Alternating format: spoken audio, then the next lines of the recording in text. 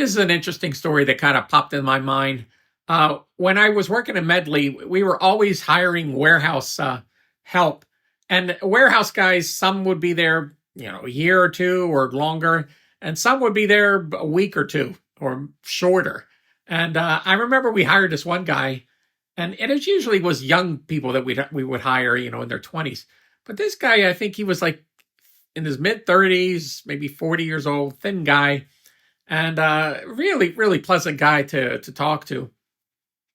And he showed up the first day of work, and he had a Schwinn Stingray, the apple cart, the green one with the banana seat and metal flake. And that was how he drove to work.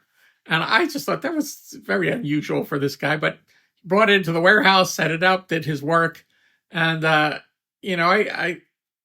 I remember he came by another day, and he called me down from my office. He said, "Hey, George, can you help me out? I got my car and I need to get it pulled around the side, and I got to do this other thing." I said, "Okay." I said, "What's your car?" And he says, "It's that '57 Chevy right there."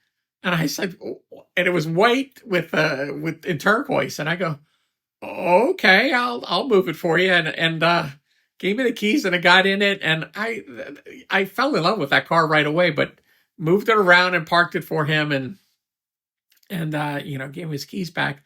But it was always intriguing. I never found out his background, but I asked him. I said, "Is this your only job?" And he said, "Oh, no, I got another job." And he whips out this card and he gives it to me, and I look at it, and it says Binky the Clown.